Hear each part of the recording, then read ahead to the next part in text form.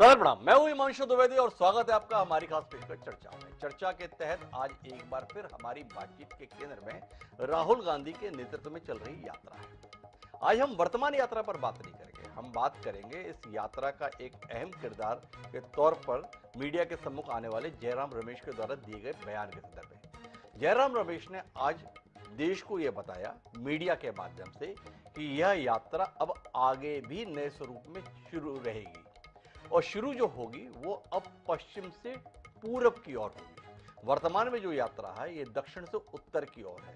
एक कमाल की बात है कि कांग्रेस ये नहीं कहती है कि ये हमारी यात्रा है, पर कांग्रेस ही सब कुछ तय करती है कि यात्रा कब होगी, कैसे होगी, किसके द्वारा होगी। एक बार फिर जयराम रमेश, जो कांग्रेस के कद्दावर नेता हैं, मीडिया विभाग के प्रमुख हैं, उन्होंने आज इस बात का ऐलान किया कि वर्तमान यात्रा जो 26 जनवरी को जम्मू कश्मीर में समाप्त होने जा रही है, ये यात्रा अब 3 महीने तक हमारा हाथ जोड़ो अभियान चलेगा और उसके बाद में नए स्वरूप में शुरू होगी और वह उन राज्यों से होकर गुजरेगी जिन राज्यों में अभी हम नहीं जा पाए हैं।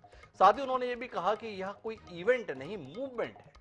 उन्होंने ये भी कहा कि ये चुनाव जीतने के संदर्भ में यात्रा नहीं है, बल्कि देश को बचाने के संदर्भ में किया जा रहा प्रयास है। देश के सम्मुख तमाम मुद्दे हैं, चाहे वो भूख से संबंधित है, भ्रष्टाचार से संबंधित है, सांप्रदायिक सद्भाव को लेकर है, इन सारे मुद्दों को लेकर हम अपनी कोशिश कर रहे हैं। पर इन सबके बीच में सवाल यह है कि वर्तमान में जो यात्रा चल रही है, इसने राहुल गांधी को एक नेता के तौर पर भले ही स्थापित किया हो, इस यात्रा के माध्यम से राहुल गांधी अपनी परंपरागत छवि से भले ही निखर कर बाहर सामने आते हुए दिखे हों, लेकिन कांग्रेस को बतौर राजनीतिक दल कोई बड़ा फायदा हुआ है वह अभी तक महसूस नहीं हुआ। जब से ये यात्रा शुरू हुई है, तकरीबन 3000 किलोमीटर का सफर पूरा करने जा रही है। इस यात्रा के दौरान कांग्रेस कई राज्यों में टूट गई। अभी हाल ही में जो चुनाव हुए, हिमाचल को अपवाद छोड़ दे तो कांग्रेस बुरी तरीके से हार गई। उपचुनावों में भी कांग्रेस बुरी तरीके से हार गई। उन राज्यों के उपचुनाव में भी हार गई जहां से ये यात्रा गुजरी थी। तो सवाल इस बात का है कि क्या कांग्रेस ने एक राजनीतिक दल के तौर पर अपने आप को समाप्त होना तय मान लिया है? क्या उसने एक सामाजिक संगठन के तौर पर कार्य करने का फैसला किया है, या पार्टी के स्थान पर एक व्यक्ति के संदर्भ में ही सब कुछ सौंप देने का फैसला देश के सबसे पुराने राजनीतिक दल ने कर लिया है?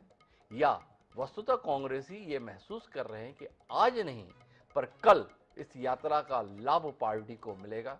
आज के चुनाव में भले ही कांग्रेस सफलता हासिल करती हुई नहीं दिख रही है, लेकिन आने वाले समय में जनता इस त्याग, तपस्या और पराक्रम को, परिश्रम को महसूस करेगी और कांग्रेस के साथ जुड़कर खड़ी हो जाएगी। भारतीय जनता पार्टी ने इस यात्रा को सिरे से खारिज किया है, लेकिन इन सबके बीच में इस बात को लेकर किसी को भी संशय नहीं है कि राहुल गांधी ने देश को अचंभित किया है। सबसे पहले भारतीय जनता पार्टी ने राहुल गांधी की टी शर्ट पर सवाल उठाया था, उसकी कीमत को लेकर सवाल उठाया था, पर वही टी शर्ट आज सबके लिए पहली बनी हुई है, क्योंकि राहुल गांधी 2-3 डिग्री तापमान के बीच में भी केवल उस हाव भाव की टी शर्ट को पहनकर लगातार चल रहे हैं और तमाम लोग सवाल कर रहे हैं कि ऐसा राहुल गांधी ने किस तरीके से अपने आप को सिद्ध कर लिया है कि वो ने कोई ठंड भी नहीं लगती है। अलग अलग किस्म की इसमें उपमाएं, लेकिन इन उपमाओं के बीच में हम उस राजनीतिक गर्मी को आज महसूस करने की कोशिश करेंगे, जिसके चलते जयराम रमेश की द्वारा ये ऐलान किया गया है कि यात्रा एक बार फिर नए सिरे से पश्चिम से पूरब की ओर निकलेगी। इस चर्चा का हिस्सा बनने के लिए 4 खास मेहमान हमारे साथ मौजूद है, उनसे आपका परिचय कराएं और देश में इस समय सुर्खियों में चल रही भारत जोड़ो यात्रा को नए सिरे से शुरू करने के ऐलान के संदर्भ में कुछ विमर्श करें। उससे पहले समय है आज के विचार सूत्र का। हमारा आज का विचार सूत्र ये कहता है कि वहां अनुसरण ना करें जहां रास्ता ले जा सकता है, इसके बजाय जाओ जहां कोई रास्ता नहीं है और एक निशान छोड़ दो। राल्फ वाल्डो इमर्सन के द्वारा यह बात कही गई थी। क्या राहुल गांधी उसी दृष्टि से कार्य कर रहे हैं? क्या राहुल गांधी के नेतृत्व में चल रही भारत जोड़ो यात्रा एक नई इबारत आने वाले समय के लिए लिखी जा रही है, या कुल मिलाकर बार बार ये कहना कि हम समझ रहे हैं, सीख रहे हैं, और इन सब के बीच में भारतीय जनता पार्टी लगातार कांग्रेस को निकलती जा रही है, उसके प्रति बेफिक्र हो रहे हैं? इन सब मुद्दों को ध्यान में रखते हुए हम अपनी चर्चा को आगे बढ़ाते हैं। हमारे साथ इस चर्चा का हिस्सा बनने के लिए 4 खास मेहमान मौजूद हैं। हमारे साथ कांग्रेस पार्टी के वरिष्ठ नेता, पूर्व सांसद प्रताप भानु शर्मा खासतौर पर चर्चा के लिए मौजूद है। भारतीय जनता पार्टी के युवा तुर्क, पूर्व विधायक विमल चोपड़ा भी हमारे साथ जुड़ चुके हैं। हमारे साथ में जाने माने राजनीतिक विश्लेषक वीरेंद्र पांडे जी भी इस मौके पर मौजूद हैं। और इन सब के बीच में अपनी तटस्थ राय देने के लिए वरिष्ठ पत्रकार राजकुमार सिंह जी भी हमारे साथ हैं। आप सभी का स्वागत है। चर्चा की शुरुआत तय बात है कि हमें प्रताप भानु शर्मा जी से ही करनी होगी, क्योंकि उनकी पार्टी से जुड़ा हुआ विषय है। पर उनसे बातचीत की शुरुआत करें उससे पहले जयराम रमेश का वो बयान सुनते हैं जो इस कार्यक्रम की आज की आधारभूमि है। क्या कह रहे हैं जयराम रमेश? कहा है कि हो सकता है 2023 में पश्चिम से पूर्व ऐसा ही भारत जोड़ो यात्रा निकाला जाएगा। इसमें और भी जिले जो आएंगे, जिले जाएंगे जो छूट गए हैं उत्तर प्रदेश में, बिहार में, पश्चिम बंगाल में, असम में, उसमें शामिल होंगे। इसकी तैयारी हो रही है, इस पर चर्चा हो रहा है। ये वोट के लिए नहीं निकाला गया, ये चुनाव जीतो यात्रा नहीं है, चुनाव जिताओ यात्रा नहीं है, ये भारत जोड़ो यात्रा है। 26 जनवरी से 26 मार्च तक तो भारत जोड़ो यात्रा कोई इवेंट नहीं है, ये एक मूवमेंट है और ये चलता रहेगा। तो इवेंट नहीं, मूवमेंट है। चुनाव जिताओ यात्रा नहीं है, भारत जोड़ो यात्रा है। प्रताप भानु शर्मा जी दो सवाल कर रहे हैं। भारत जोड़ो के लिए निकले हैं, पार्टी को टूटता हुआ देख रहे हैं और फिर भी यात्रा पर निकलने के लिए संकल्पबद्ध दिखा रहे हैं। इस यात्रा के दौरान गुजरात का चुनाव हुआ, पानी मांग गई पार्टी, या कहे पानी भी नहीं मांगी पार्टी, और अभी 9 राज्यों में और चुनाव होने हैं और आपकी पार्टी के प्रमुख नेता कह रहे हैं हम एक यात्रा पे फिर जा रहे हैं। तो क्या मान लिया है कि अब राजनीति में, चुनाव में तो पार्टी के बस की कुछ रही नहीं है, तो अब यात्रा यात्रा ही करते हैं? क्या यही है प्रताप भानु जी? सीधा सवाल। आपके सीधे सवाल का उत्तर यही है कि ये यात्रा राजनीति पर उठकर है। जैसा इसके नाम से परिलक्षित होता है, भारत जोड़ो यात्रा है जी। और सभी सभी राजनीतिक दल, सभी सामाजिक संगठन, सभी व्यक्तिगत हस्तियां जिनका समाज में स्थान है, जैसे रघुराज राजन उसमें शामिल हुए, डिस्कशन किया, कमल हसन, धार्मिक नेता, धार्मिक गुरु, हर सर्वधर्म संभाव के लोग इस यात्रा को ऐसे हाथों हाथ ले रहे हैं। आप खुद देखिए हिमांशु जी, इसमें क्रिटिसाइज करने का कोई मुद्दा ही नहीं है और ना ही राजनीतिक नजरिए से इसे देखना चाहिए। हजारों लाखों लोग सड़क में जुड़े हैं, मिले हैं और जिन मुद्दों को लेकर राहुल गांधी इन यात्राओं में जिक्र कर रहे हैं और जनता से फीडबैक ले रहे हैं, वो आम जनता से जुड़े हुए मुद्दे हैं। प्रताप भानु जी, मैं 2 मिनट के लिए आपको टोकना चाहूंगा माफी के साथ। देश का सबसे पुराना राजनीतिक दल, नाम है भारतीय राष्ट्रीय कांग्रेस, वो राजनीतिक दल सारा काम धाम छोड़कर इस यात्रा को सफल बनाने के लिए लगा हुआ है। आपकी पार्टी का कार्यकर्ता से लेकर बड़ा से बड़ा नेता इसी काम में लगा है। मध्य प्रदेश के दिग्विजय सिंह सारा काम धाम छोड़ के इस यात्रा में लगे हैं। अब पूरी पार्टी जिस काम में लगी हुई है, उस काम के संदर्भ में आप कहना चाहते हैं कि इसको संदर्भ में राजनीतिक रूप से मत देखिए। तो वही तो मेरा सवाल है, क्या कांग्रेस ने मान लिया है कि राजनीति अब आपके बस की बात नहीं रही, तो अब आपसे राजनीतिक मसलों पर बात ना की जाए? अब तो आप समाज के लिए काम कर रहे हैं, सामाजिक काम कर रहे हैं, तो एक सामाजिक संगठन के तौर पर कांग्रेस को देखे, यही कहने का आशय है आपका प्रताप भानु जी? नहीं, मेरा आशय यह है कि इस यात्रा को राजनीतिक चश्मे से या बुराई के नजरिए से नहीं देखना चाहिए। इससे बड़ा सवाल तो आपको देश के प्रधानमंत्री से और गृह मंत्री से करना चाहिए कि पूरे 3 महीने गुजरात के चुनाव में लगे रहे, देश की व्यवस्था को, देश की आर्थिक नीति के, देश के किसानों के दुख दर्द को और देश के प्रशासन को, और उधर चीन घुसता चला आ रहा है, सीमा के अंदर युद्ध की स्थिति हो गई, ये उस पर ध्यान नहीं दिया। आपको प्रश्न हमसे करने की बजाय देश के प्रधानमंत्री जो कि अकाउंटेबल है, गृह मंत्री जो कि अकाउंटेबल है, उन्हें राजनीतिक दौरे करने की, राजनीतिक समय निकालने का, इतना समय निकालने का देना चाहिए था। गुजरात के चुनाव को उन्होंने मुद्दा बना दिया, जबकि वो राष्ट्र के प्रधानमंत्री है, राष्ट्र के गृह मंत्री है। हमें ये कहते हुए बड़े आश्चर्य और शर्म लग रही है कि आप हमसे सवाल कर रहे हैं, जो रचनात्मक कार्य में जमीन पे आदमी चल रहा है, जो देश को जोड़ने की बात कर रहा है, जो राजनीति से ऊंचे उठकर काम कर रहा है और जिन्होंने देश के हितों को धता बता दी, जिम्मेदार होने के नाते, निर्वाचित प्रतिनिधि होने के नाते, आप बताइए, संसद को आगे बढ़ा दिया और दूसरे कार्यक्रम आगे बढ़ा दिए, होने नहीं दिए क्योंकि गुजरात में चुनाव में जाना था। इससे बड़ा संविधान का उल्लंघन, इससे गैर जिम्मेदारी का काम मैंने अपने राजनीतिक जीवन में नहीं देखा। और कमाल का आपका राजनीतिक जीवन रहा प्रताप भानु शर्मा जी। आप पहली बार देश में देख रहे हैं कि देश का जो प्रधानमंत्री होता है वो राज्य के विधानसभा चुनाव में प्रचार के लिए नहीं जाता। ये राजीव गांधी, ये इंदिरा गांधी, ये तमाम नेता जब चुनाव होते थे तो चुनाव प्रचार के लिए कहीं जाते वाते नहीं थे, दिल्ली में ही रहते थे, देश के प्रधानमंत्री के तौर पर ही सेवा कार्य करते थे। ये चुनाव उनाव तो आप ही लोग निपटा लेते, ऐसा ही था ना। ये तो नरेंद्र मोदी आए हैं जो विधानसभा चुनाव में प्रचार के लिए चले जाते हैं, ऐसा ही है कुछ। ने जो जिम्मेदारी दी है, अकेले गुजरात की जनता ने नहीं, देश की जनता के प्रति अकाउंटेबल है ये। और जितना 3 महीने इन्होंने धूम प्रताप भानु शर्मा जी, बहुत माफी के साथ आपसे जानना चाहता हूं, जो शख्स अपनी मां के निधन के बाद, उनकी अंत्येष्टि के कार्य के तुरंत बाद देश के कार्य में लग जाता है, उसके संदर्भ में आप सवाल उठा रहे हैं। मैं किसी पार्टी की पक्षधरता का सवाल यहां पर नहीं कर रहा हूं, आपसे जानना चाहता हूं कि आप कहां जा रहे हैं। सवाल इस बात को लेकर है कि कांग्रेस पार्टी सारा कार्य छोड़कर इस यात्रा को सफल बनाने के लिए लगी हुई है, पर यात्रा सफल हो रही है और पार्टी विफल हो रही है। ये सवाल राजनीतिक गलियारों में है। क्या इसको लेकर कोई चिंता है या पार्टी ने अपनी इस नियति को स्वीकार कर लिया? थोड़ा मुद्दे पर रहते हैं ना, नरेंद्र मोदी पर, देश की सरकार पर फिर बात कर लेंगे। अभी आपकी पार्टी की चिंता कर रहे हैं, उस चिंता के साथ कुछ सरोकार रखिए। या आपने मान लिया हमारी पार्टी का कुछ होना नहीं है तो अब इधर उधर की बातों में ही समय लगाया जाए? नहीं हिमांशु जी, आपकी बात का जवाब जरूर मैं दूंगा, परंतु आज अकाउंटेबिलिटी किसकी फिक्स होना चाहिए? जी, देश की सरकार, देश के प्रधानमंत्री की, देश के गृह मंत्री की, या जो सड़क पर चल के जनता जनार्दन से मिल रहा है? जनता महंगाई का मुद्दा उठा रहा है, बेरोजगारी का मुद्दा, सद्भावना की बात कर रहे हैं, लोगों को जोड़ने की बात कर रहे हैं, देश की आर्थिक नीतियों की बात कर रहे हैं, किसान की बात कर रहे हैं, नौजवानों की बात कर रहे हैं। आप यदि जो आदमी इतने कड़कड़ाती ठंड में, गिरती हुई बरसात में, गर्मी में, पसीने के अंदर 3 डिग्री 4 डिग्री टेम्परेचर में तो लोगों के बीच में है, आपके दिल से सराहना निकलना चाहिए, आशीर्वाद निकलना चाहिए ऐसी पद यात्रा के लिए।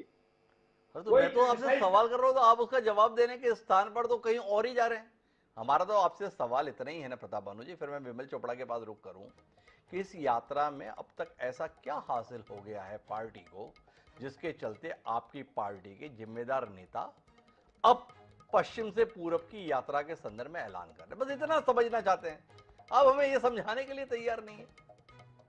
समझा देते हैं आपके लिए हिमांशु जी। जी, वैसे तो आप समझे, आप सब जानते हैं, विद्वान है, हमें समझाने की आवश्यकता नहीं है।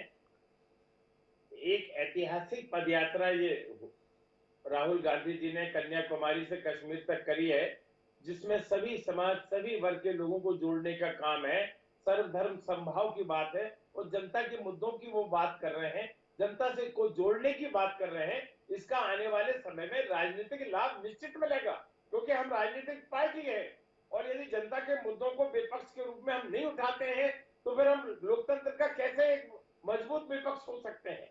तो इसलिए आखिरकार प्रताप भानु जी कम से कम जयराम रमेश की बातचीत के विपरीत बात कहने के लिए बाध्य हो गए। उन्होंने कहा आज नहीं मिल रहा है, कल मिलेगा ही इस यात्रा का लाभ। हम एक राजनीतिक पार्टी है, कैसे नहीं मिलेगा? तो अब मैं विमल चोपड़ा जी के पास रुख करता हूं, भारतीय जनता पार्टी के बड़े नेता है, कितने थरथरा रहे हैं आज के इस ऐलान के बाद। परेशान तो आप तब से हैं जब से राहुल गांधी सड़क नापने निकले हैं, और अब राहुल गांधी दक्षिण से उत्तर के बाद पश्चिम से पूरब के लिए भी निकलने वाले हैं। विमल चोपड़ा जी, 2024 के लिए कितनी घबराहट, कितनी बेचैनी, थोड़ा रोशनी दीजिए।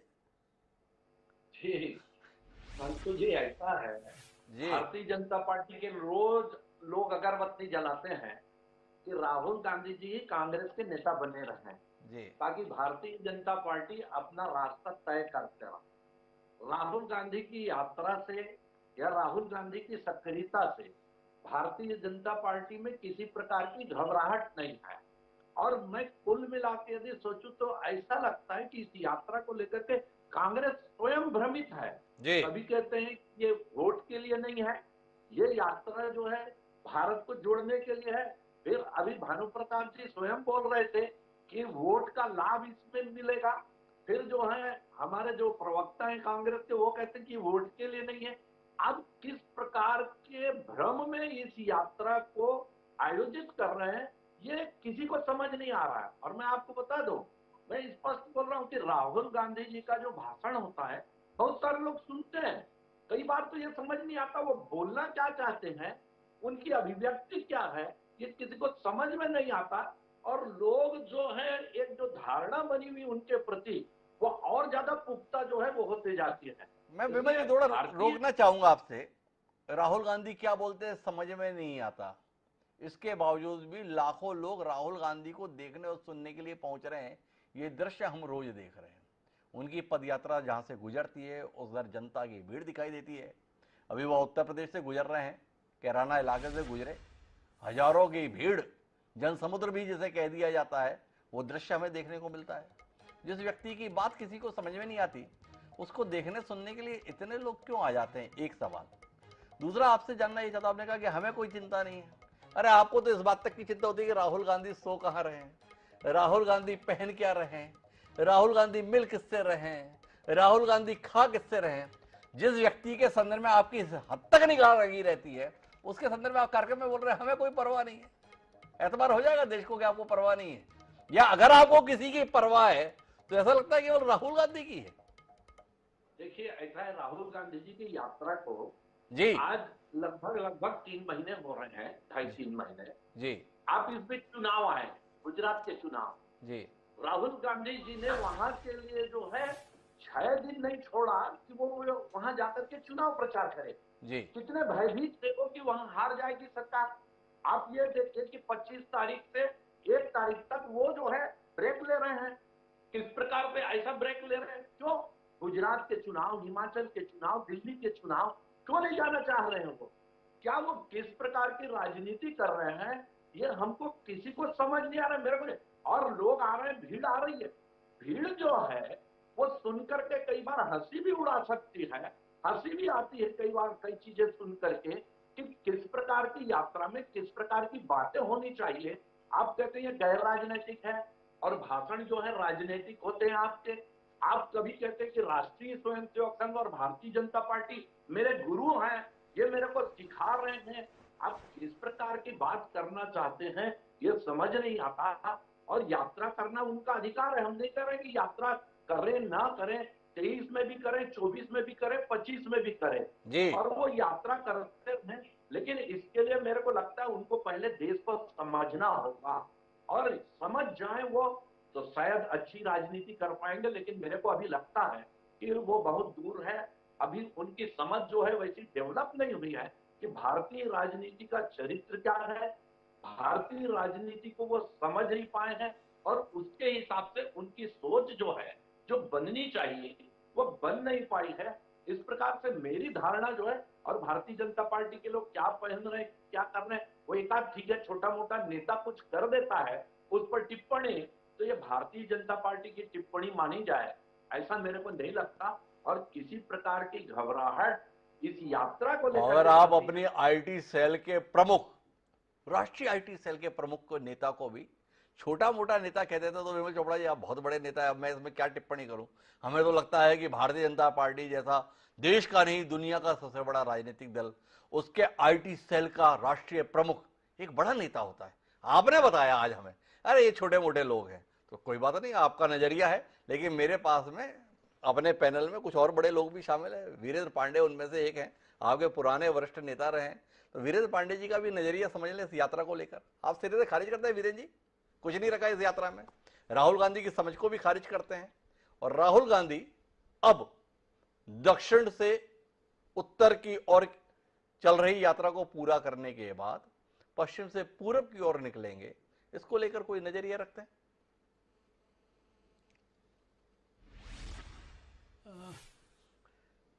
देखिए, यात्रा प्रभाव तो छोड़ रही है जी, लेकिन इसका प्रभाव जिन स्थानों से गुजर रही है वहां पर ही ज्यादा दिखता है जी। वैसे तो खबरें कम आती हैं, और खबरें अलग अलग प्रकार की आती हैं। वो खबरें कितनी सही हैं इस बात को जानना भी थोड़ा सा मुश्किल है आजकल जी। कुछ खबरें ऐसी आई हैं कि जिस रास्ते से यात्रा गुजर रही वहां पर तो बड़ा उसमें कुछ ना कुछ उद्वेलन आता है जी। लेकिन यात्रा के मार्ग के 10-20 किलोमीटर दूर में किसी प्रकार की चर्चाएं नहीं है, ऐसा भी पता लगता है। जी एक बात ठीक बात है कि घोषित रूप से यात्रा राजनीतिक नहीं होगी, जी लेकिन ये यात्रा पूर्णतः राजनीतिक है, क्योंकि इस देश में कोई भी ऐसा कदम, चाहे वो धार्मिक मामला हो चाहे दूसरा मामला हो, उसमें कहीं ना कहीं राजनीति होती है। जी और इस सारी यात्रा में जो मुद्दे उठाए जा रहे हैं वो जनता के मुद्दे हैं। देश में इस समय जो जिस प्रकार की परिस्थितियां हैं उनका उल्लेख होता है, तो ये सारा कुछ राजनीति से ही जुड़ा हुआ होता है। अंततः इसका परिणाम राजनीति में ही दिखाई पड़ेगा। जी इसलिए जयराम रमेश का ये कहना कि चुनाव जिताओ यात्रा नहीं है, राजनीतिक यात्रा नहीं, ये कहने के लिए तो ठीक है, लेकिन ये पूर्णतः राजनीतिक यात्रा है। इसका प्रतिफल मैं राजनीतिक एक ही होगा। सवाल करना चाहूंगा विनम्रता पूर्वक, क्या आपको नहीं लगता है कि जयराम रमेश सत्य कह रहे हैं? उन्होंने कहा ये चुनाव जिताऊ यात्रा नहीं है। जयराम रमेश ये स्वीकार कर रहे हैं हम यात्रा कर रहे हैं, लेकिन इससे हम चुनाव जीत जाएंगे ऐसा हमें लगता नहीं है, इसलिए उन्होंने कहा कि चुनाव जिताऊ यात्रा नहीं है। क्या कहते हैं आप? क्या कहते हैं पता नहीं, लेकिन ऐसा है कि राहुल गांधी कुछ समय के लिए गुजरात गए तो गुजरात तो हार गए, बुरी तरीके से हारे जी लेकिन हिमाचल प्रदेश में नहीं गए, लेकिन हिमाचल प्रदेश में जीत गए। जी तो ये बात ऐसा है कि हम आमतौर पे क्या देखते हैं कि राहुल गांधी अगर जाते हैं तो पार्टी जाती है, अगर राहुल गांधी नहीं जाते तो पार्टी नहीं गई, ऐसा मानते हैं। जी लेकिन कांग्रेस पार्टी बोलते हैं ना कि हाथी जितना भी दुबला जाए गधा नहीं होता। जी तो ऐसे पार्टी में भी थोड़ी दम तो है, ऐसा नहीं है कि दम नहीं है। जी और दूसरी ओर जो भारतीय जनता पार्टी लगातार इसकी आलोचना करती है, इस पर प्रहार करती है, वो इसलिए कि इस समय जिस प्रकार की भारतीय जनता पार्टी है वो बड़ी सावधान पार्टी है। जी उसको लगता है कहीं से भी कोई आशंका हमारे पराजय का कारण बन सकती है या हमको कहीं पीछे करने का कारण बन सकती है, तो पहले से ही सावधान होकर उस पर आक्रमण करना शुरू कर देते हैं। और एक और दिक्कत है इस भारत में जी कि हम मूल मुद्दों को छोड़ करके, गंभीर मुद्दों को छोड़ करके प्रतीकों पर लड़ते हैं। जैसे शुरुआत में स्मृति ईरानी ने कहा कि कन्याकुमारी से शुरू कर रहे हैं लेकिन विवेकानंद के पास नहीं गए। जी अगर विवेकानंद के पास चले जाते तो क्या, हालांकि गए, जी विवेकानंद की मूर्ति पर उन्होंने माल्यार्पण किया।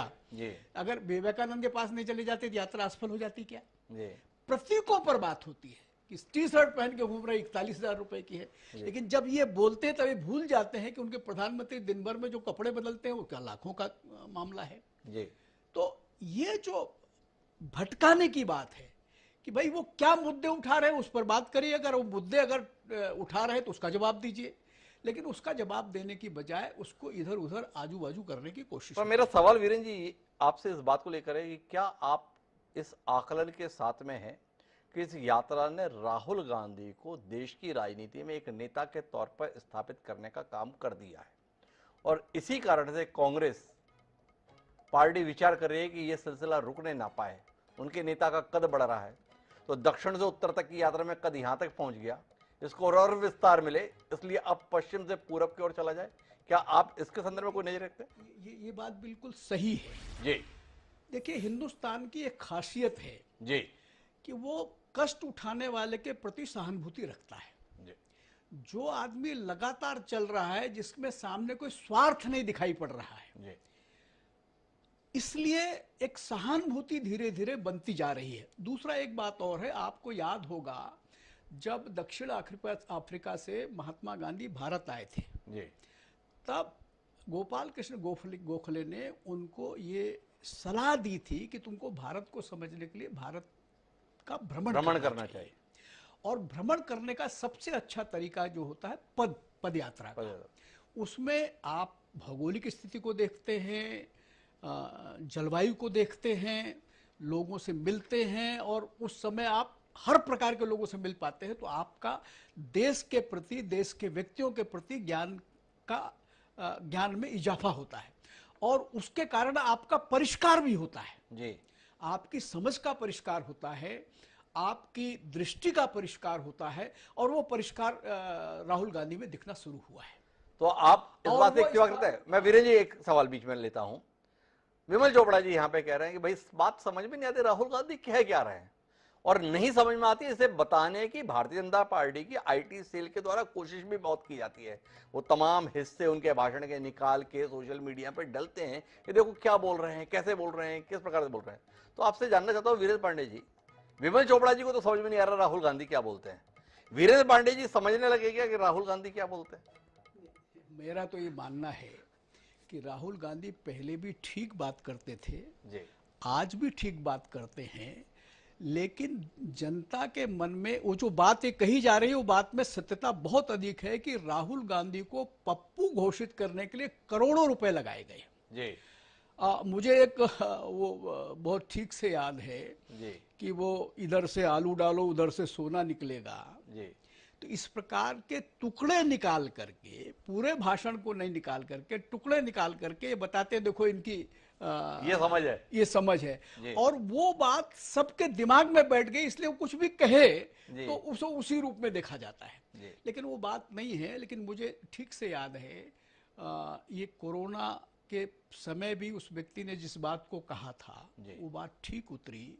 इस प्रकार कई ऐसे अवसर आए जिसमें उसने सरकार को चिताया था और वो बातें सही दिखाई पड़ी। तो इसलिए वो पप्पू नहीं है, पप्पू बना दिया गया है। पप्पू बना दिया गया, लेकिन इस यात्रा ने राहुल गांधी के सही स्वरूप को देश के सम्मुख लाने का काम किया है, ऐसी बात वीरेंद्र पांडे जी कर रहे हैं। थोड़ा सा परिष्कार बहुत परिष्कार हुआ है, ये उनका कहना बोलने है। में भी फर्क आया है। मुझे जाना है इस समय पर राजकुमार सिंह जी के पास में, लेकिन मुझे सवाल करना है प्रताप भानु शर्मा जी से, और उससे पहले हस्तक्षेप सुनना है माननीय डॉक्टर विमल चोपड़ा जी का। जी विमल जी, क्या ऐसा हो गया वीरेंद्र पांडे जी के कहने में कि आपको लगा कि इस समय मौन रहा नहीं जा सकता?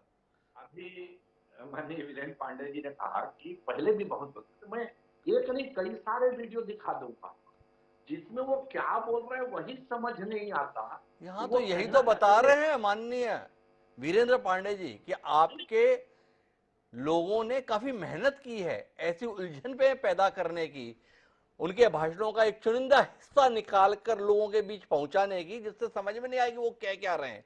ये मेहनत आपने बहुत ईमानदारी से, बहुत दमदारी से की है। ये बात वीरेंद्र पांडे जी इस कार्यक्रम में बताने की कोशिश कर रहे हैं। बहरहाल प्रताप भानु शर्मा जी के पास में मैं एक संक्षिप्त सवाल को लेकर जाना चाहता हूं और फिर राजकुमार सिंह जी से बात करूंगा। आप सारे काम राजनीतिक कर रहे हैं, इस यात्रा में जो काम राजनीति में किए जा सकते हैं वो बात कर रहे हैं। आज जयराम रमेश बोले ये मन की बात की यात्रा नहीं है, भाषणबाजी का वक्त नहीं है। राहुल गांधी जहां जा रहे हैं वहीं भाषण दे रहे हैं, बड़ी बड़ी सभाओं को संबोधित कर रहे हैं।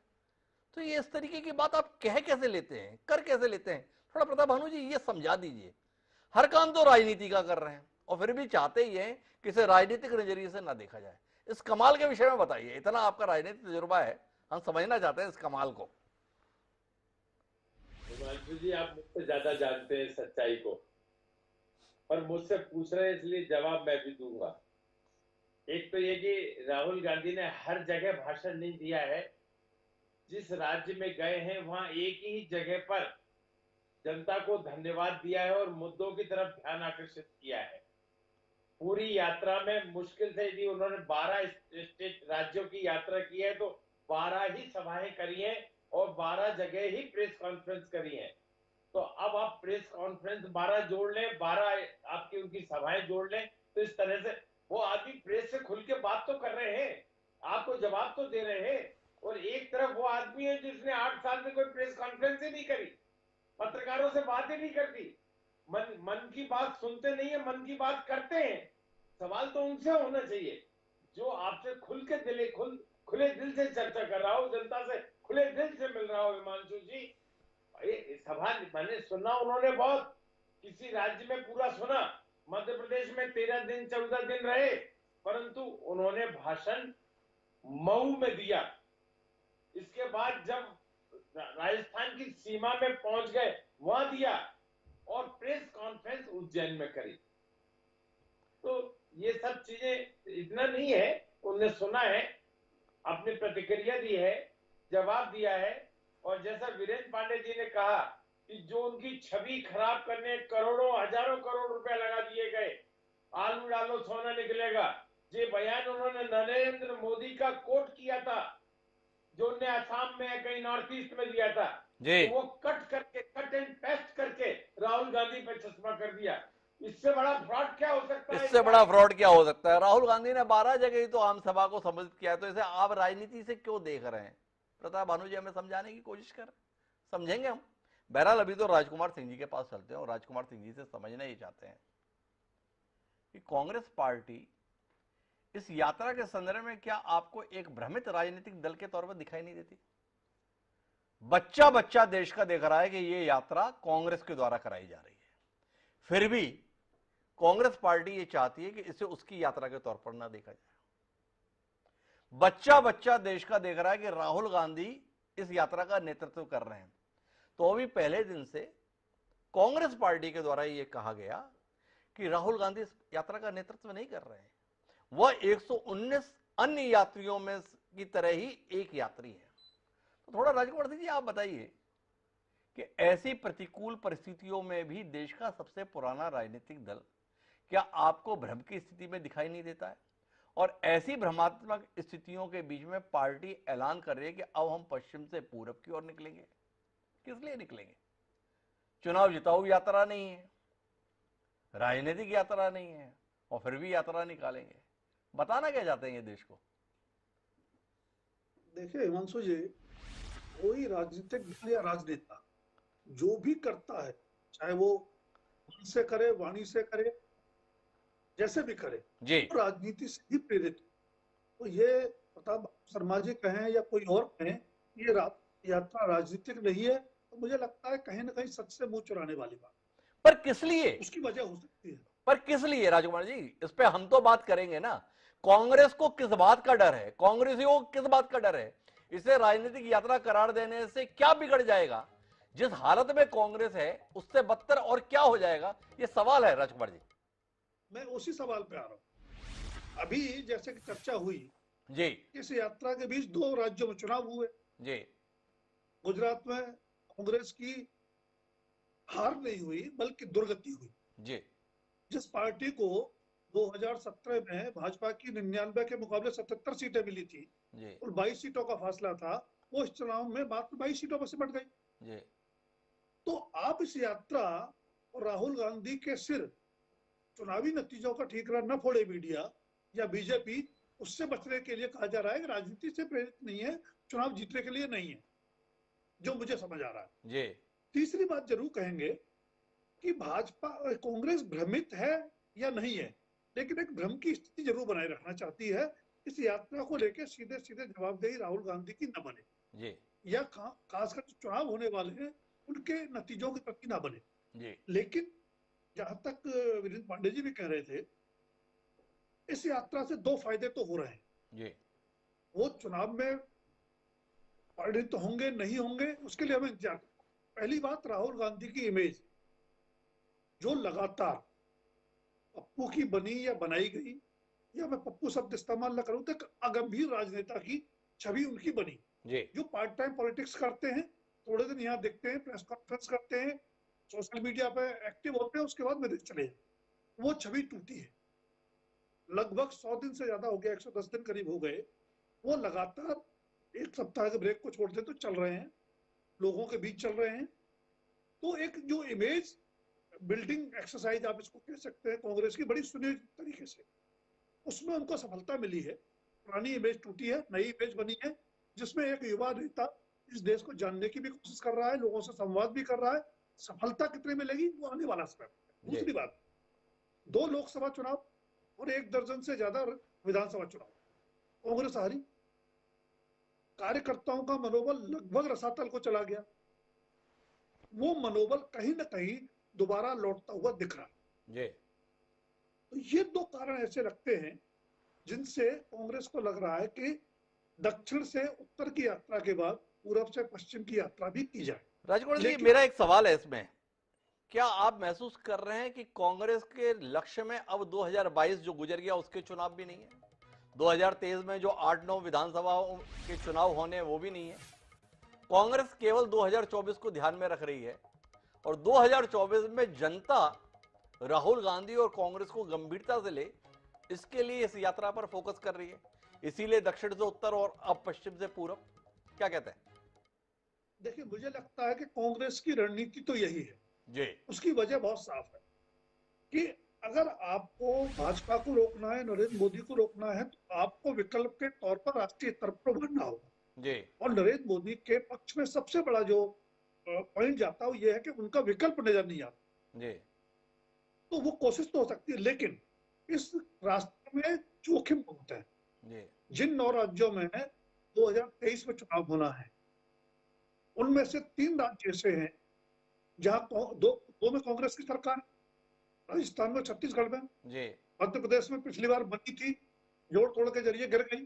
जी तो ये 3 राज्य ऐसे हैं जहां कांग्रेस का जैसा प्रदर्शन होगा उसके आधार पर 24 की संभावनाएं बनेंगी। जी अब सेमीफाइनल जीते बिना फाइनल नहीं खेल पाएंगे, ये खेल का बेसिक रूप है। और दूसरा, बाकी राज्यों की बात कर लें तो तेलंगाना में कांग्रेस अगर मजबूत नहीं होती है, ठीक है, पावर में नहीं है, पावर में टीआरएस है, जिसका नाम बदल के बीआरएस हो गया, जी तो आपको मजबूत होकर तो भरना पड़ेगा। तो बाकी राज्यों में अगर आप अच्छा प्रदर्शन 2023 में नहीं करेंगे तो 2024 में आपकी दावेदारी या आपका विकल्प बनने की क्षमता है, उसके प्रति लोगों में संदेह रहेगा।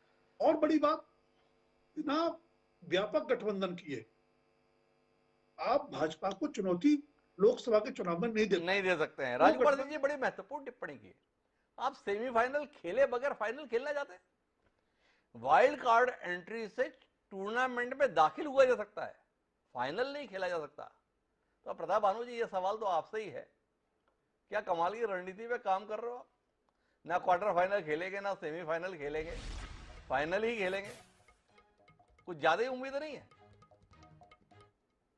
जी ऐसा बिल्कुल नहीं है।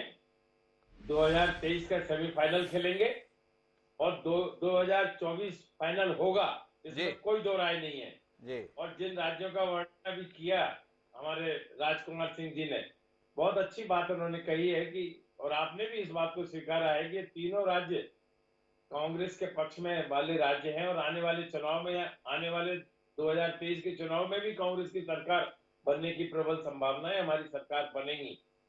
और जो दूसरी बात राजकुमार सिंह जी ने कही उससे मैं भी सहमत हूँ जी। इस यात्रा का अब जो कांग्रेस पार्टी के कार्यकर्ताओं को एकजुट और मनोबल बढ़ाने में साबित हो रहा है, वो कमाल का हो रहा है हिमांशु जी। पर मैं तो समझ नहीं पा रहा, आप तो देश बचाने के लिए निकले थे, देश के लोगों में नई भावना पैदा करने के लिए निकले थे, और कार्यक्रम में बोल रहे हैं कांग्रेस के नेता बड़े उत्साहित हो गए हैं, कांग्रेस उत्साहित हो गई है। शीर्ष नेता बता रहे हैं कांग्रेस की यात्रा नहीं है, शीर्ष नेता बता रहे हैं राजनीतिक यात्रा नहीं है। यहां बैठकर आप जैसा मजा हुआ राजनीतिक बता रहा है, हमारी तो बल्ले बल्ले, हम मरे हुए बैठे थे, देखो जिंदा होते हुए खड़े दिखाई दे रहे हैं। हमारे कार्यकर्ता घर में सो रहे थे, देखो अब सड़क पर उतर रहे हैं। थोड़ा समझाइए ना आप अपने नेताओं को, सच बोले।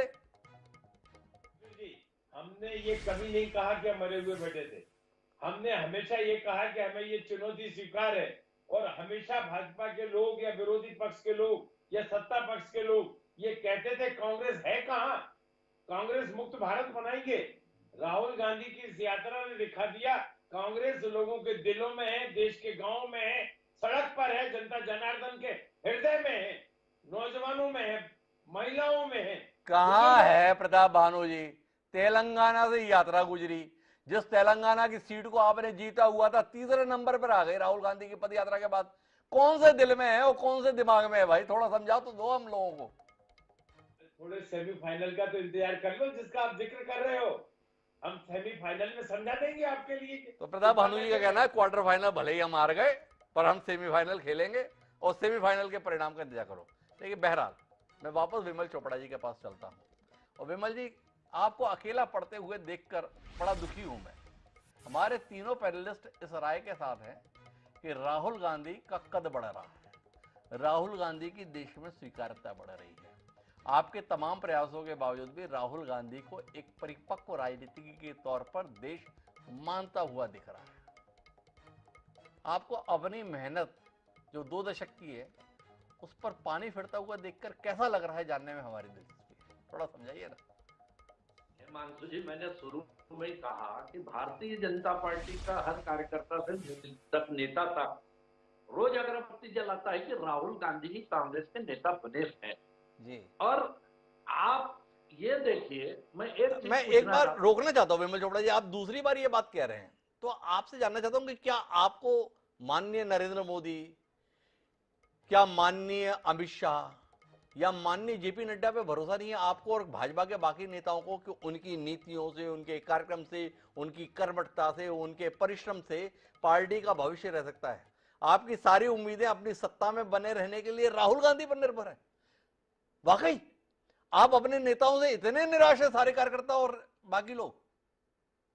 ऐसा है हिमांशु जी, कोई भी रण को जीतने के लिए खुद को मजबूत होना पड़ेगा और दुश्मन को कमजोर करना पड़ेगा जी। आज यदि कमजोर दुश्मन रहेगा और हम मजबूत होंगे तो हमारी जीत निश्चित है, इसमें कोई संशय नहीं रहेगा। इसलिए कांग्रेस कमजोर रहे तो हमको क्या तकलीफ है, हम मजबूत हो रहे हैं, हमारे लोग काम कर रहे हैं। आज आप देख रहे हैं कि कांग्रेस शासित राज्य नहीं, कि जो दूसरे विपक्ष के भी शासित राज्य हैं, चाहे बिहार में चुनाव हुआ, उपचुनाव हुआ, भारतीय जनता पार्टी से नीतीश कुमार अलग हुए, लेकिन भारतीय जनता पार्टी ने उनको भी पराजित किया। आज तेलंगाना में आप देख रहे हैं कांग्रेस तीसरे नंबर में जा रही है। आज महाराष्ट्र में जो है वो भारतीय जनता पार्टी आगे बढ़ रही है। गुजरात में जो है भारतीय जनता पार्टी आगे बढ़ रही है। मैं एक चीज आपको बोलना चाहता हूं, ये भारत जोड़ो यात्रा, पहले ये तो कांग्रेस तय कर ले कि भारत को तोड़ा किसने है। ये कांग्रेस ने तोड़ा है कि पाकिस्तान और बांग्लादेश बने, और भारत को जोड़ने का काम धारा 370 समाप्त करके वो भारतीय जनता पार्टी ने किया। बंगाल की क्या स्थिति थी ये मेरे को बताने की जरूरत नहीं है कि किस प्रकार से बंगाल में भारतीय जनता पार्टी ने राष्ट्रवाद का जो दीपक जला करके एक नई उम्मीद पैदा की। बिहार के बहुत सारे इलाके किस प्रकार की स्थिति में है ये बताने की जरूरत नहीं है कि कांग्रेस की तुष्टीकरण की राजनीति के कारण देश कई भागों में बंटना चालू हुआ। और आपको दूसरी बात बता दूं, आप राहुल गांधी जो है वो अमेठी छोड़ करके कहां जाते हैं, जो मुस्लिम बाहुल्य इलाका है वहां से चुनाव लड़ने जाते हैं। क्यों ऐसी परिस्थिति पैदा हो गई कि आपको वहां भागना पड़ा? आप भारत जोड़ने जा रहे हैं तो आप ऐसे क्षेत्र का चुनाव कर रहे हैं जहां पोलराइजेशन हो, आपको ऐसे क्षेत्र का चुनाव विमल चोपड़ा जी एक बात बताइए, ये माननीय नरेंद्र मोदी जी तो गुजरात से चुनाव लड़ा करते थे, ये बनारस में जाकर चुनाव क्यों लड़ रहे हैं? इस ध्रुवीकरण के संदर्भ में, इस पोलराइजेशन के संदर्भ में भी थोड़ा ज्ञान आप दे ही दें हमें, आज थोड़ा हमें भी तो पता चल जाए। क्या गुजरात में चुनाव लड़कर देश पे हुकूमत नहीं की जा सकती? क्या बनारस में जाकर जीतने से ही देश में हुकूमत हो सकती है, या इसके मायने क्या है? बनारस हो चाहे गुजरात की कोई सीट हो, वहां पर यदि मोदी जी लड़ते हैं तो ऐसा कोई पोलराइजेशन की स्थिति नहीं है। लेकिन जिस प्रकार से राहुल गांधी, माननीय विमल जी जो सवाल है उस थोड़ा उस सवाल पर रहते हैं ना, आप ऐसे साइड से क्यों निकल जाना चाह रहे हैं? हमने सवाल कर लिया भाई, देश का प्रधानमंत्री तो बड़ौदा से जीतने के बाद भी नरेंद्र मोदी के होने पर कोई संशय नहीं था, पर क्या कारण हुआ भाई कि उन्होंने बड़ौदा की सीट छोड़ दी, बनारस में बने रहना चाह, और अगली बार तो केवल बनारस से चुनाव लड़ा? थोड़ा बताइए तो सही ना हमें, उसको किस लिए? वो हिंदुस्तान का दिल है, हिंदुस्तान की संस्कृति है, और भारतीय जनता पार्टी हो या संघ हो, उसने कहीं ना कहीं हिंदुत्व की मसाल जो है वो जलाए रखने का संकल्प लिया है। और हम जानते हैं कि कांग्रेस की तुष्टीकरण की राजनीति जो थी उसके मुकाबले में हमको कहीं ना कहीं जो है ये करना था कि कम से कम ये बात तो सामने आनी चाहिए। तो कुल मिला के विमल चोपड़ा जी समझाने की कोशिश ये कर रहे हैं कि कांग्रेस ने अल्पसंख्यक तुष्टीकरण की राजनीति की, हम बहुसंख्यक तुष्टीकरण की राजनीति कर रहे हैं, इसीलिए बड़ौदा से चल के बनारस के माध्यम से देश में संदेश देने की कोशिश कर रहे हैं। यही है विमल चोपड़ा जी आपका आशय? नहीं, तुष्टीकरण नहीं, मैं तुष्टीकरण हिंदुओं के तुष्टीकरण की राजनीति नहीं। भारतीय जनता पार्टी ने यह कहा कि एक किसी विशेष समुदाय का विशेषाधिकार नहीं होना चाहिए। जो मनमोहन सिंह जी ने कहा कि देश के संसाधनों पे पहला अधिकार अल्पसंख्यकों का है, तो भारतीय जनता पार्टी ने यह कहा कि सबका समान अधिकार है। हम यही चाहते हैं कि हिंदू और मुसलमान इनके साथ बराबर का व्यवहार होना चाहिए, कानूनन जो है कानून बराबर होना चाहिए। और भारतीय जनता पार्टी ये भी चाहती है कि समान नागरिक संहिता जो है वो भी देश में लागू होना चाहिए। यह हमारा है कि किसी वर्ग विशेष को विशेष, ये भारतीय जनता पार्टी चाहती है तो करती क्यों नहीं है विमल चोपड़ा जी? थोड़ा विषांतर हो रहा है, लेकिन अब आपने बात छेड़ दी तो पूछ लेता हूं, 8 साल हो गए सत्ता में, अभी तक केवल चाहती है, करती क्यों नहीं है भाई?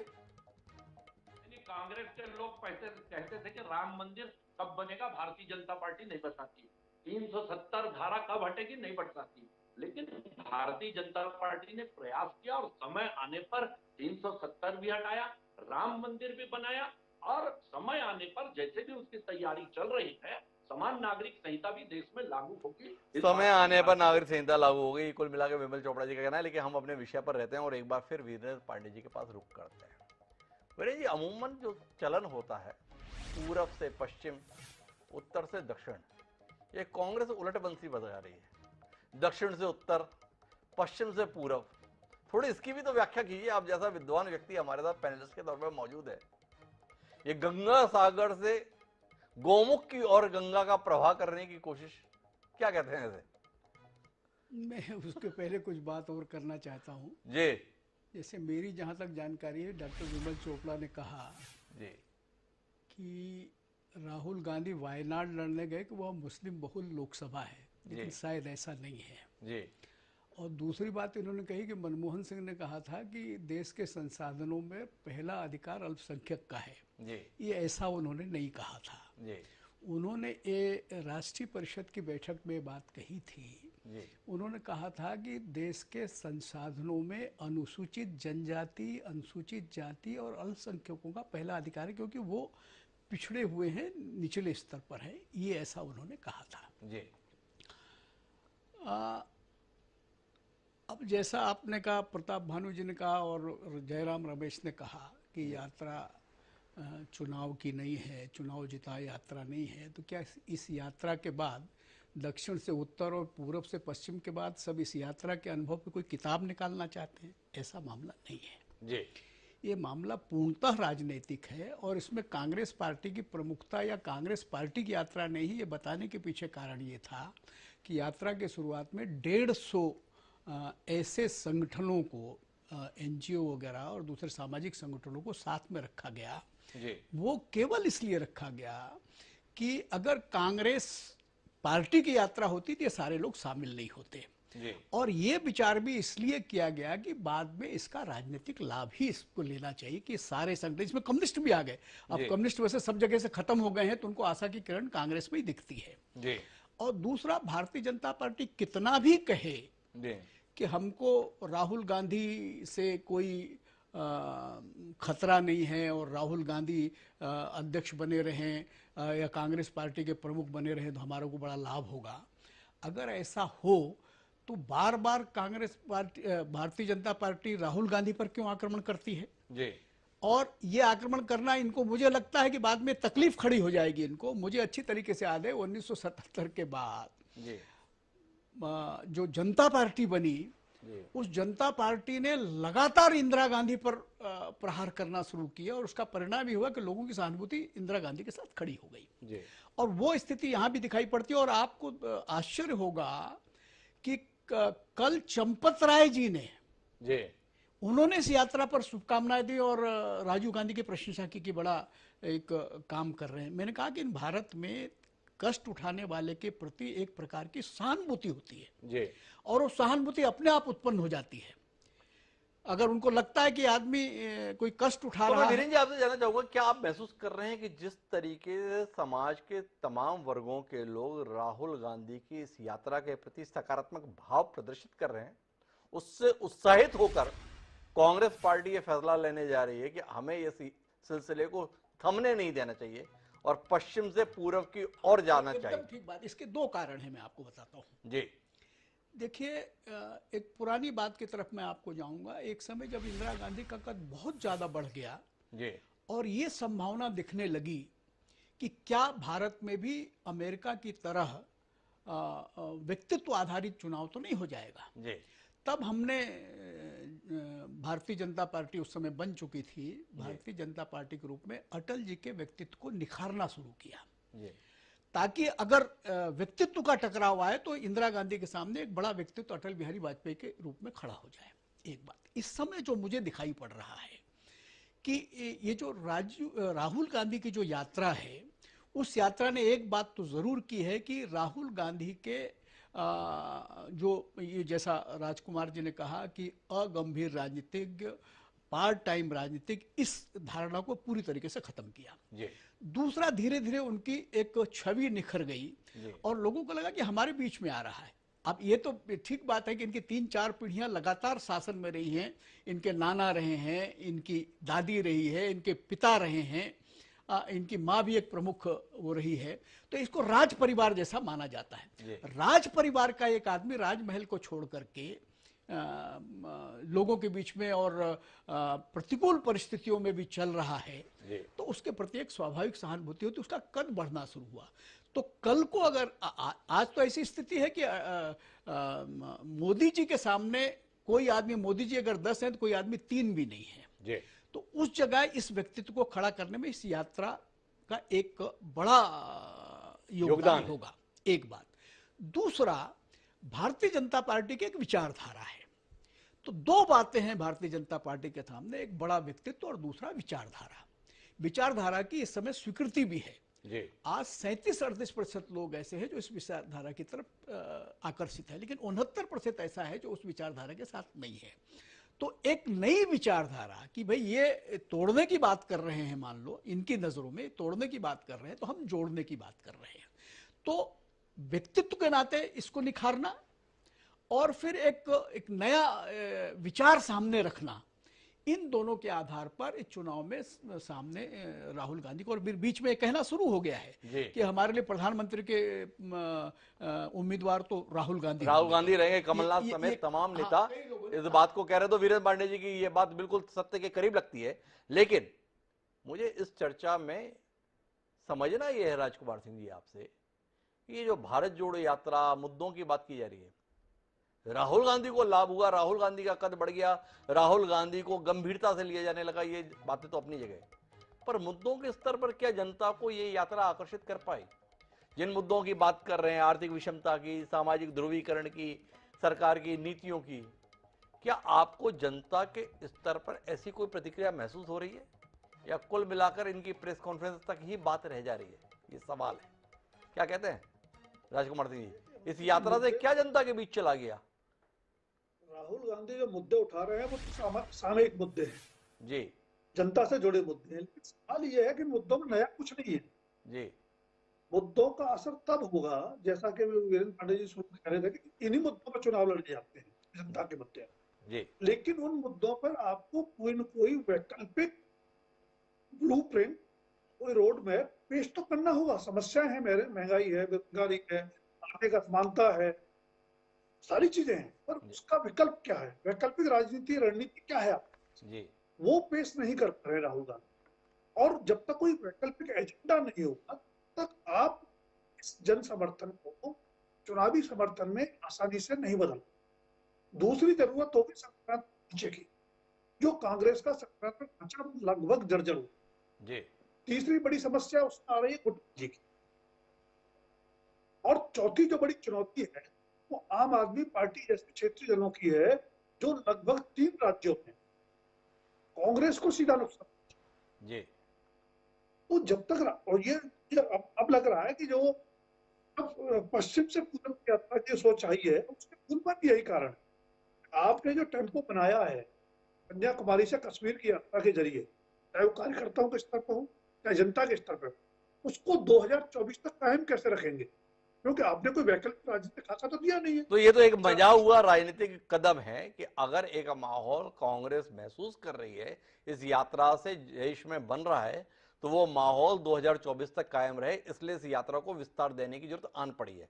लेकिन देश के स्तर पर राहुल गांधी स्वीकार होंगे, ये बात तो बात की है। राजकुमार सिंह जी, जानना आपसे यह है कि क्या राहुल गांधी का चेहरा विपक्ष के सर्वमान्य नेता के तौर पर स्वीकार होगा? क्या यह यात्रा राहुल गांधी को विपक्ष के स्तर पर वैसी स्वीकारता दिला देगी जैसे अतीत में सोनिया गांधी मनमोहन सिंह के संदर्भ में, या अटल जी आडवाणी जी के संदर्भ में, या वर्तमान में नरेंद्र मोदी के संदर्भ में हमें देखने को मिली? ये भी तो एक सवाल है। राहुल गांधी का कांग्रेस अध्यक्ष न बनना दोबारा जी, तो गांधी परिवार से बाहर के व्यक्ति को अध्यक्ष बनाने पर जोर देना जी, और उसके बाद राहुल गांधी को आगे करके भारत जोड़ो यात्रा निकल, कांग्रेस की बड़ी सुनियोजित रणनीति है। हम अतीत में कांग्रेस का बड़ा भ्रमित कर रहे हो, लेकिन ये 3 काम उन्होंने बहुत सोच विचार के साथ किए हैं, और ये मानना पड़ेगा कि इसी यात्रा के बाद जी, विपक्ष में जितने दावेदार हैं प्रधानमंत्री पद के, उनके मुकाबले राहुल गांधी का कद कहीं ना कहीं ऊंचा हुआ है। बड़े महत्वपूर्ण टिप्पणी है राजकुमार सिंह जी की। नरेंद्र मोदी आज सफलता के शिखर पर है। जो वीरेंद्र पांडे जी का कहना है कि आज देश में उनके मुकाबले में कोई दूसरा नेता है नहीं। अगर नरेंद्र मोदी 10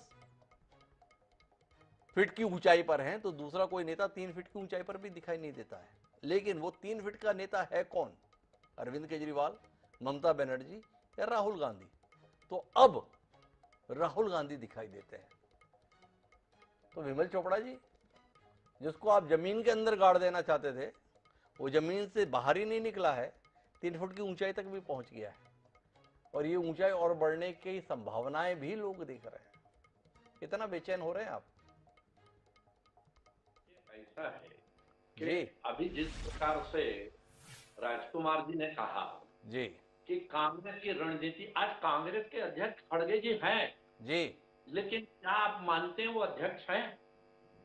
वो किसी प्रकार का आदेश जो है उतने ही अध्यक्ष हैं माननीय विमल चोपड़ा जी, मेरे ख्याल से जितने जगत प्रकाश नड्डा जी हैं। कोई ऐतराज? नड्डा जी जो है वो काम कर रहे हैं, वो कर रहे हैं, ठीक है। प्रधानमंत्री और जगत प्रकाश नड्डा जी में जो है एक पार्टी का और एक शासन का अंतर रहेगा।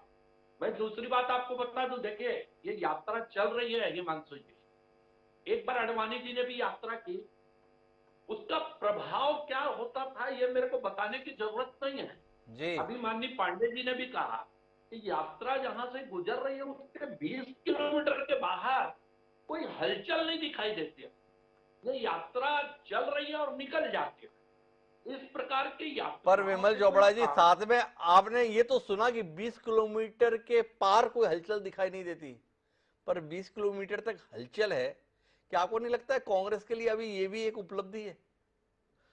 देखिए मैं मानता हूं, देखिए राहुल गांधी मेहनत कर रहे हैं जी, उसका ऐसा नहीं कि ये शून्य में जाएगा, इसका परिणाम मिलेगा। लेकिन जो परिणाम आना चाहिए कांग्रेस जैसा सोच रही है वो अभी कांग्रेस उससे बहुत दूर है।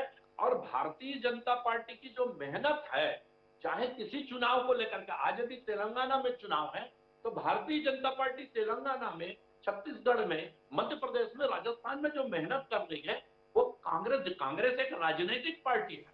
कांग्रेस कोई सामाजिक संगठन नहीं है। उसको यदि अपने विचारधारा के अनुरूप देश की भलाई करना है तो उसको भारतीय जनता पार्टी का मुकाबला करना पड़ेगा। यदि गुजरात में चुनाव है, अब गुजरात के चुनाव को छोड़ करके कांग्रेस के जो सबसे बड़े नेता राहुल गांधी यदि पदयात्रा में है तो गुजरात का और हिमाचल का और दिल्ली का कांग्रेस का कार्यकर्ता वो चुनाव में नहीं लगेगा, वो राहुल गांधी के पीछे घूमना पसंद करेगा जहां चेहरा दिखा करके वो अपना नंबर बढ़ा सके। यदि वहां की भीड़ गुजरात की, हिमाचल की और दिल्ली की वो राहुल गांधी की पदयात्रा के पीछे चलेगी तो आप चुनाव कहां से जीतेंगे? अच्छा। तो विमल जी, अब ये तो आपने बड़ी ही गंभीर किस्म की बात कही। समय मेरे पास सीमित है, लेकिन मैं आपसे समझना चाहता हूं कि आपकी बातचीत से तो मुझे आपके भविष्य को लेकर बड़ी चिंता पैदा हो गई है। सारी भीड़ हिमाचल की राहुल गांधी के पीछे चली गई थी, फिर भी हिमाचल में आपकी पार्टी का सुपड़ा साफ हो गया। जो कांग्रेसी राज्य छोड़ देने के बाद भी आपको हरा देते हैं, 2024 में तो कम से कम अपनी अपनी जगह पर रहेंगे, क्योंकि यात्रा नहीं चलेगी। तो आपका क्या होगा विमल जी? मतलब आपकी पार्टी का क्या होगा? यह कहना चाह रहा हूं, हमारी पार्टी का क्या हो रहा है ये पूरा देश देख रहा है, कांग्रेस का क्या हो रहा है ये भी पूरा देश देख रहा है। आप दिल्ली में देख लीजिए कांग्रेस की क्या स्थिति रही। मैं ये नहीं कह रहा हूं कि क्या है, आज गुजरात में कांग्रेस की क्या स्थिति है ये मुझे बताने की जरूरत नहीं है कि पूरे देश में भारतीय जनता पार्टी कहां है और कांग्रेस कहां। ठीक है, कांग्रेस के राहुल गांधी मेहनत करें, उनके लिए अच्छी बात है, वो अपनी पार्टी को आगे बढ़ाएं। भारतीय जनता पार्टी के नेता भारतीय जनता पार्टी को आगे बढ़ाने में लगे, लेकिन रणनीतिक तौर पे एक राजनीतिक पार्टी को कैसी रणनीति बनानी चाहिए ये सोच का अभाव जो है वो कांग्रेस में दिखता है। इस कारण कांग्रेस और पिछड़ते जा रही है। तो कुल मिलाकर हम बातचीत के मर्म पे पहुंचे तो भारतीय जनता पार्टी का मानना है कि कांग्रेस के पास योग्य रणनीति का अभाव है। लेकिन हमारा बाकी पैनल इस राय के साथ नहीं है, बल्कि पैनल को लगता है कि कांग्रेस एक परिपक्व राजनीति के तहत 2024 की योजना पे काम कर रही है। मल्लिकार्जुन खड़गे का अध्यक्ष बनना और राहुल गांधी का सड़क पर उतरना ये समन्वय शायद 2024 में नरेंद्र मोदी और भारतीय जनता पार्टी के मुकाबले एक सशक्त विकल्प पैदा करने में कामयाब रहेगा। इस उम्मीद के साथ कांग्रेस पार्टी है और उस उम्मीद के ही अगले चरण में पश्चिम से पूर्व की ओर यात्रा निकालने का ऐलान है। राहुल गांधी ने इस पद यात्रा के दौरान अपने संकल्प से, अपने समर्पण से निश्चित तौर पर हर व्यक्ति को प्रभावित किया। यही कारण है कि भारतीय जनता पार्टी के भी कुछ नेता, जिसमें अमित शाह जैसे नेता भी शामिल हैं, जिन्होंने इस यात्रा की सराहना की। इसके अलावा चाहे राम मंदिर के मुख्य पुजारी महंत सत्येंद्र दास हों या अन्य लोग हैं, वो सब भी इस यात्रा के संदर्भ में यह बात तो मान रहे हैं कि हाँ, राहुल गांधी परिश्रम कर रहे हैं, परिश्रम का प्रतिफल मिलता है, ये हमें बुजुर्गों ने बताया है। देखें, राहुल गांधी का ये परिश्रम केवल उन तक ही रह जाएगा या इस परिश्रम का कोई परिणाम उनकी पार्टी को भी मिल पाएगा, इसके लिए तो 2024 तक इंतजार करना पड़ेगा। लेकिन इतना जरूर है कि अब इस यात्रा को हल्के में लेने की कोशिश शायद देश में कोई नहीं करेगा। देखिए, आने वाले समय में राहुल गांधी और उनकी यात्राएं किस प्रकार का वातावरण देश में पैदा कर देगी। बहरहाल, आप सभी मेहमानों का बहुत बहुत धन्यवाद इस चर्चा का हिस्सा बनने के लिए। समय है अब आज के शेर का, जिन्होंने राहुल गांधी के शुरुआती पदयात्रा को हल्के में लिया था। यह माना था कि राहुल गांधी 2-4 दिन चलेंगे और उसके बाद में गाड़ियों में बैठे हुए दिखेंगे। उन्हें बड़ी निराशा हुई। अभी जब वो उत्तर प्रदेश में चल रहे हैं तो कमाल है, 20 किलोमीटर 22 किलोमीटर चलने वाली यात्रा एक दिन में अब 40 किलोमीटर तक का भी सफर तय करती हुई दिखाई दे रही है। तो ऐसे में अब जब ये हरियाणा से यात्रा गुजर रही है, आने वाले समय को नई उम्मीदें हैं। नई उम्मीदों के संदर्भ में हमारा आज का शेर है, जो कहता है कि वाकिफ कहां जमाना हमारी उड़ान से, वाकिफ कहां जमाना हमारी उड़ान से, वो और थे जो हार गए आसमान से। फहीम जोगापुरी के द्वारा जो ये शेर लिखा गया था, वो भी राहुल गांधी पे मुफीद है। देखें, राहुल गांधी की ये कदमताल पार्टी और उन्हें किस मुकाम तक लेके जाती है। दिलचस्पी रहेगी हम सबकी ये जानने में। बहरहाल, अब मुझे दीजिए इजाजत, कल फिर मिलेंगे नए विषय के साथ। तब तक के लिए